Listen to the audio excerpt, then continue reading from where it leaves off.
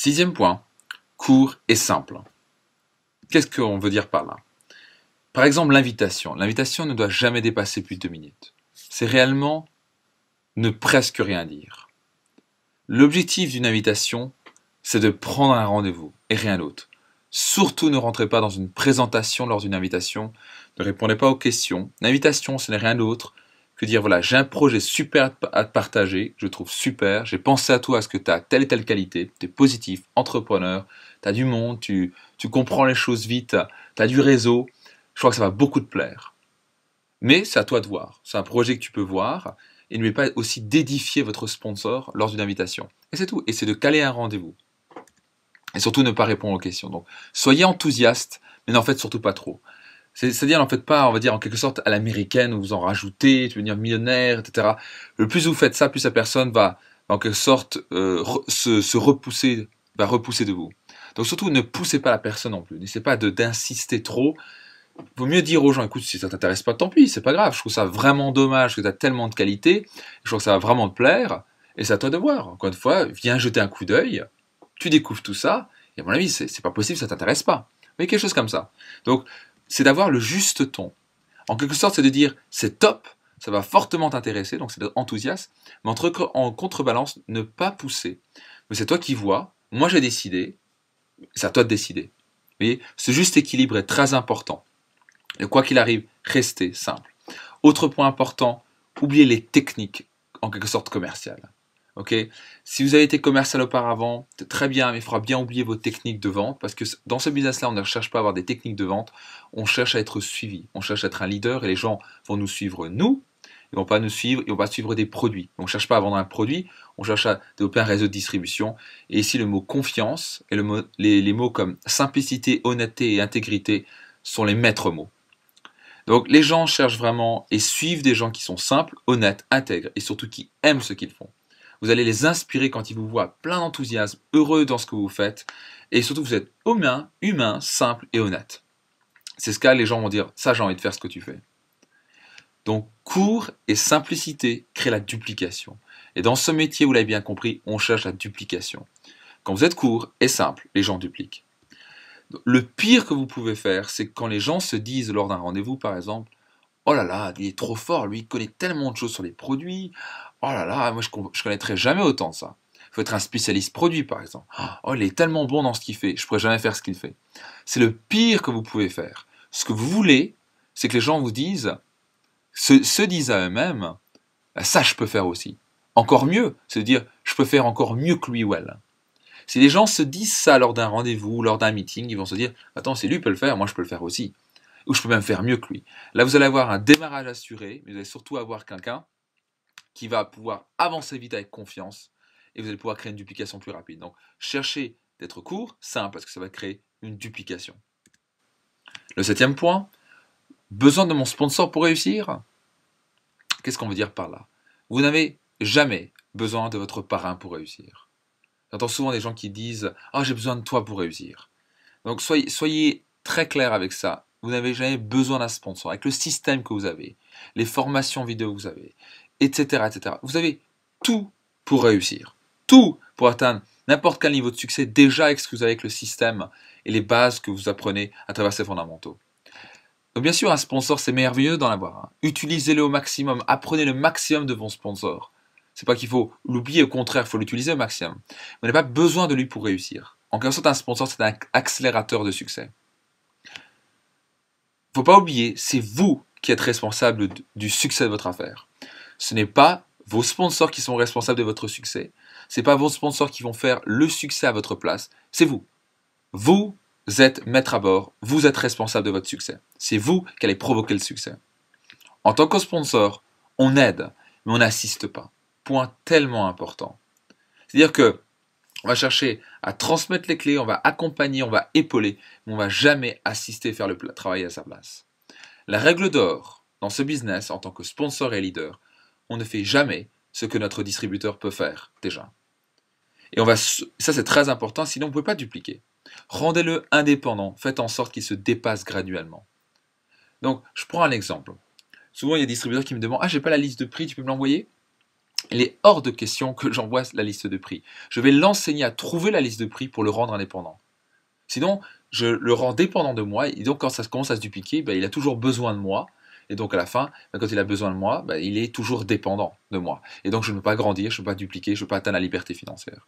Ce business, vous cherchez à rendre les gens le plus indépendants, le plus vite possible, à aller eux aussi devenir leaders. Et pour ça, il faut gentiment être ferme et les aider, tu vas le faire toi aussi. Par exemple, quand je démarre quelqu'un dans le business, qui va faire par exemple la démo du galvanique, je vais faire par exemple le pré-traitement, je vais bien lui montrer, je lui dis parce que tu vas faire maintenant le traitement, le gel bleu. Le prochain truc qu'il fait, donc là il est très attentif, au lieu de que s'attendre que je fasse tout, et bien c'est lui qui va faire la démonstration, la démo, de la deuxième partie avec le gel bleu. Et là je le guide encore un petit peu et en 2 minutes il apprend. Et donc il n'a plus besoin de moi pour faire la démo. Et les gens, les autres voient aussi, ah mais c'est simple, je peux le faire aussi. Donc on cherche autant la duplication que rendre les gens indépendants. C'est là que la vraie duplication commence et que le succès arrive vraiment. Méritez l'attention de votre sponsor. Vous mettez de l'énergie, vous venez au meeting, vous démontrez une attitude positive et gagnante, vous amenez constamment de nouvelles personnes, vous aurez l'attention et le support de vos sponsors. Ça, c'est la grande clé. Par contre, si vous plaignez à longueur de journée, et vous avez toujours des excuses, et vous venez pas au meeting, et vous avez personne, pourquoi vos sponsors devraient mettre de l'énergie avec vous? Parce que vous n'en mettez pas vous-même. Donc, ça c'est très important. N'oubliez pas que vous pourrez alors accélérer votre réussite si vous avez l'attention de vos sponsors. Vous devez la mériter.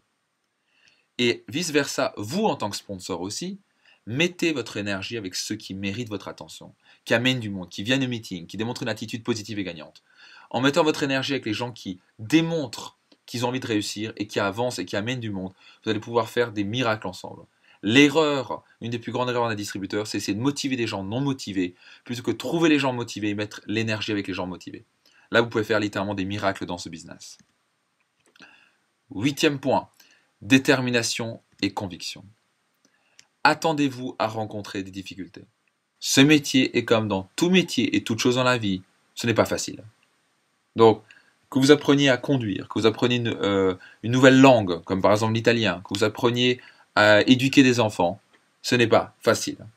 Ça a des difficultés, mais la bonne chose avec les difficultés, on peut toujours les surmonter quand on est déterminé, qu'on est convaincu d'y arriver. Et deuxième point, elles sont normales les difficultés, et même nécessaires pour grandir et réussir. Donc accueillez-les avec joie en quelque sorte, parce que c'est ça qui va vous permettre de grandir. Ce qui était difficile hier devient facile demain quand on persévère. Quand vous êtes déterminé et convaincu de réussir, les gens vous suivent. Quand les gens sentent dans votre regard, votre attitude, votre posture, que vous êtes déterminé à réussir, les gens disent « je vais te suivre ». Par contre, il y a toujours un doute, en gros que vous essayez. « Ouais, j'essaye, je verrai bien ».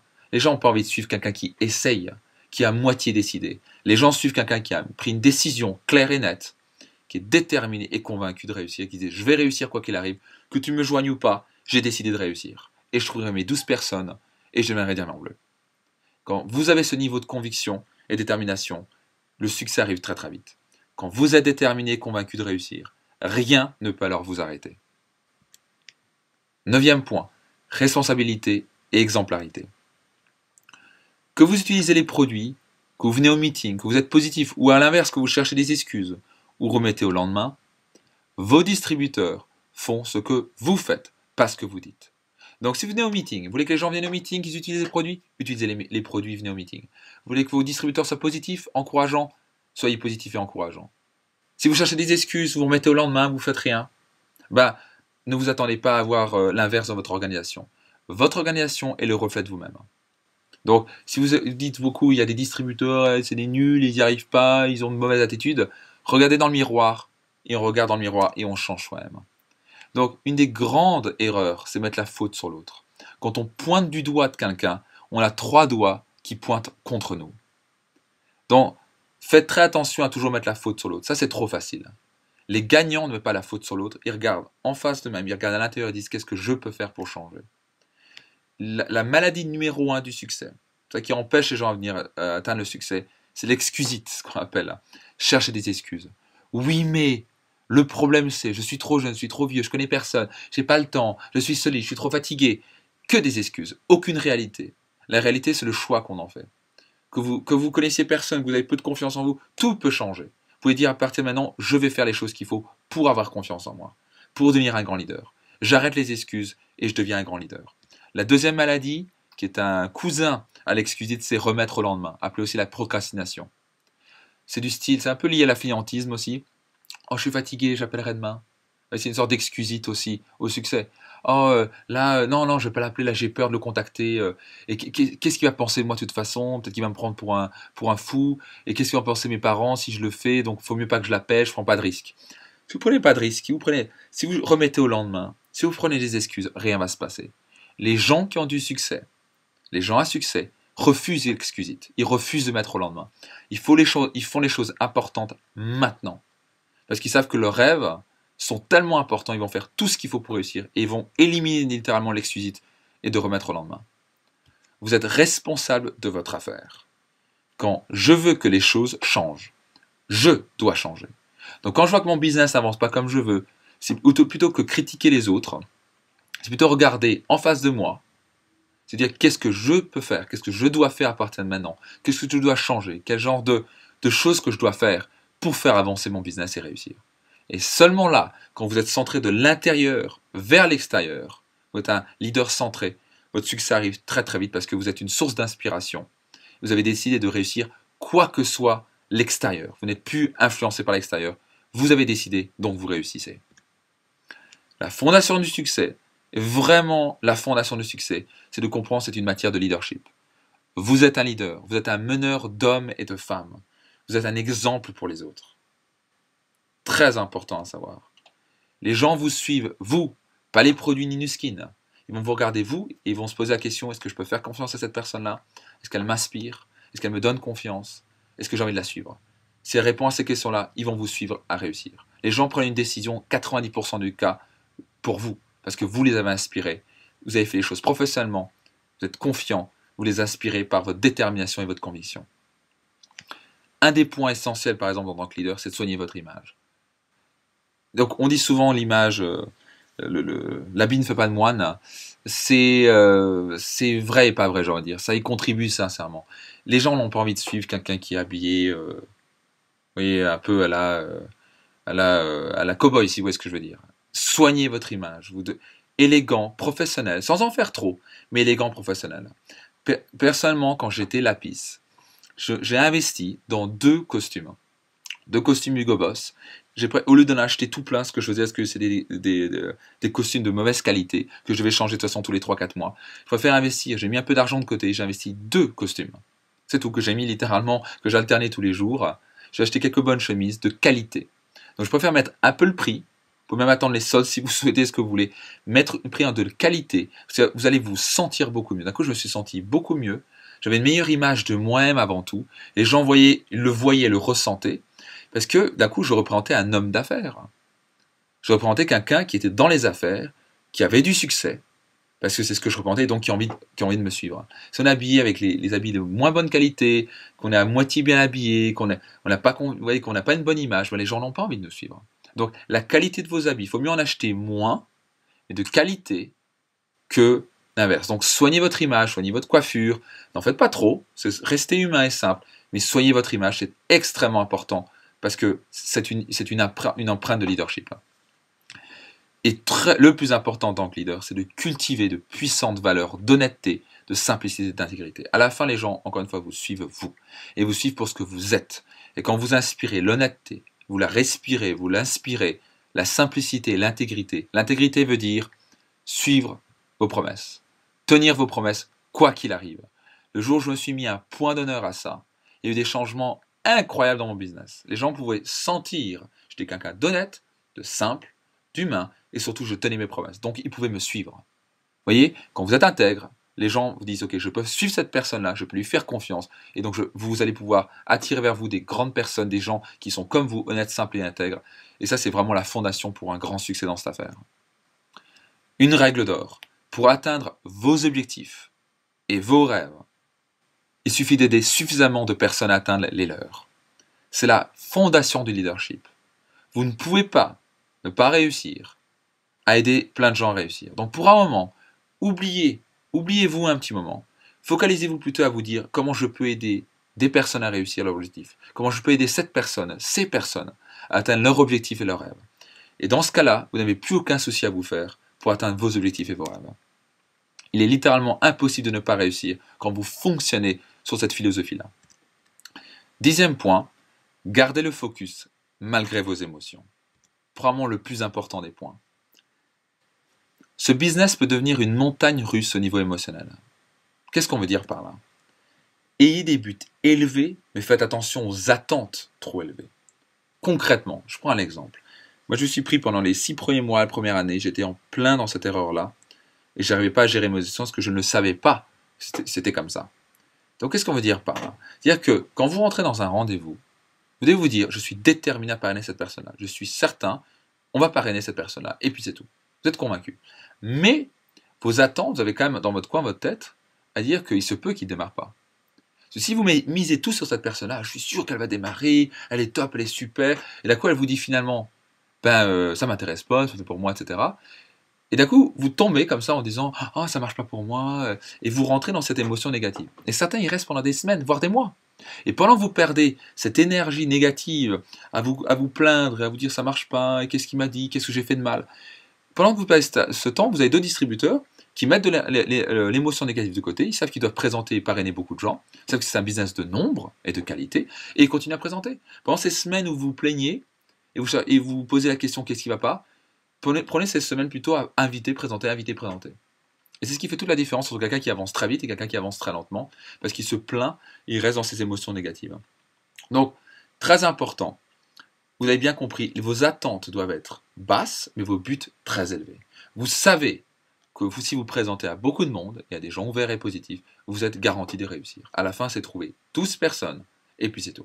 12 personnes clés, vous voulez en faire 15, 20, 30, vous voulez en faire plus, qui vont devenir shadow, qui vont vous suivre et qui vont dupliquer ce business-là. Ils sont là de toute façon un jour ou l'autre, c'est une question de certitude si vous continuez à inviter et présenter. Ne vous faites pas influencer aussi par les voleurs de rêves.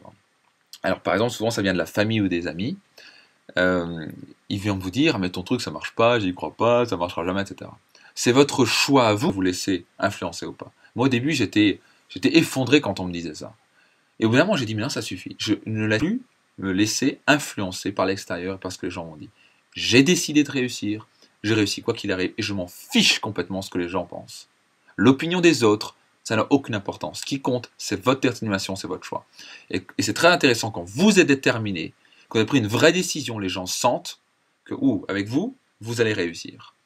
Donc, n'oubliez pas, l'influence des autres, c'est vous qui décidez par qui vous voulez être influencé ou pas.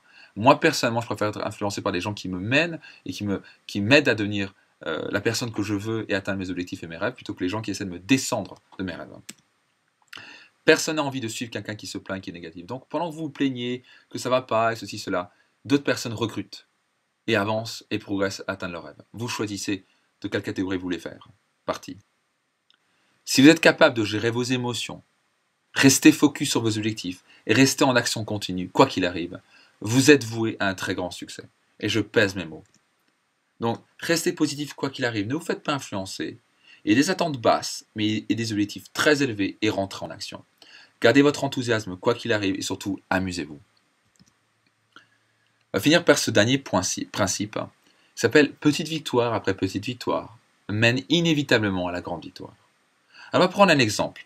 On va prendre Arnold et Bernard. Donc, Arnold, c'est le distributeur qui est dans le plus et Bernard qui est dans le distributeur négatif. Qu'est-ce qu'on veut dire par là? On va parler de ce principe-là. Faire ce nouveau contact et l'inviter pour une présentation, c'est simple à faire. Franchement, c'est pas compliqué, tout le monde peut le faire s'il a envie de le faire. Il a décidé de le faire. Mais c'est aussi simple à ne pas faire. Et je prends un exemple d'Arnold. Arnold a décidé de réussir, là c'est rêve, il dit ok, je me promets de contacter, inviter, présenter et j'y vais. Il va chercher des petites victoires jour après jour. Il va faire ses contacts, il va en faire 1, 2 ou 3 par jour, il va faire des présentations 3, 4 fois, 5 fois, 6 fois, 7 fois par semaine selon ce qu'il a décidé. Il fait des petites victoires, des petites présentations, il sait qu'il y a des gens qui disent oui, d'autres qui disent non. Il a décidé de ne pas se laisser influencer par ses émotions. Certains vont dire oui, certains vont dire non, c'est pas grave, on passe au suivant. Et on va trouver les prochains chefs de groupe. Et continuer à inviter, présenter, inviter, présenter.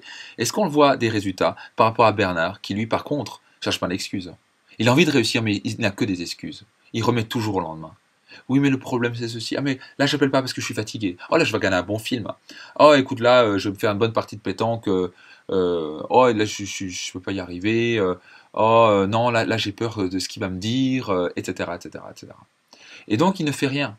Mais il croit qu'il fait quelque chose. Il est dans le business, il a signé un contrat. Le problème, c'est qu'au bout de 6 mois, la différence n'est pas grande. Bernard, il a rien avancé, il est même pas chef de groupe. Et Arnold, il est peut-être hors ou la piste. Mais bon, vous voyez, est-ce qu'on voit une grosse différence? Peut-être pas. Mais au bout de 6 mois, 1 an, 2 ans, 3 ans, on commence à voir la grande différence. Ça devient en exponentiel. Bernard est toujours au même niveau, à se plaindre et à dire que Nuskin ça marche pas, plutôt que de regarder la réalité et de dire plutôt bah, qu'est-ce que tu fais pour que ça ne marche pas. C'est pas que ça marche pas, c'est que tu ne fais rien pour que ça ne marche pas, pour que ça marche. Donc si tu faisais les choses qu'il fallait, Nuskin marcherait. C'est aussi simple que je fais encore une fois. Règle numéro 1, le succès c'est un choix, ce n'est pas par chance. Et pendant ce temps, Arnold a cherché des petites victoires, rien de miraculeux. Il a fait ses actions, il est resté régulier, il est resté en action continue. Et au bout d'un moment, il devient Ruby, il gagne son voyage Ruby, il commence à gagner 2-3 millions par mois, il commence à être une source d'inspiration, d'un coup il monte émeraude, puis diamant, et puis d'un coup il devient diamant bleu. Et certaines autres personnes vont encore dire « Oh, il avait de la chance, ou il avait du talent ».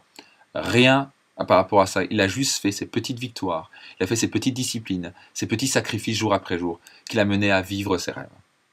Donc vous pouvez atteindre la grande victoire, et vous êtes voué à atteindre la grande victoire. Vous êtes prêt à chercher ces petites victoires, l'une après l'autre. Il n'y a littéralement aucune limite dans ce business-là. Okay. Le ciel est la limite. Vous pouvez aller aussi loin que vous le souhaitez. C'est vraiment vous qui décidez le niveau de succès que vous voulez atteindre dans ce business. Je vous souhaite tout le succès et à très bientôt et au plaisir de vous célébrer en tant que Ruby puis Diamant Bleu. À bientôt.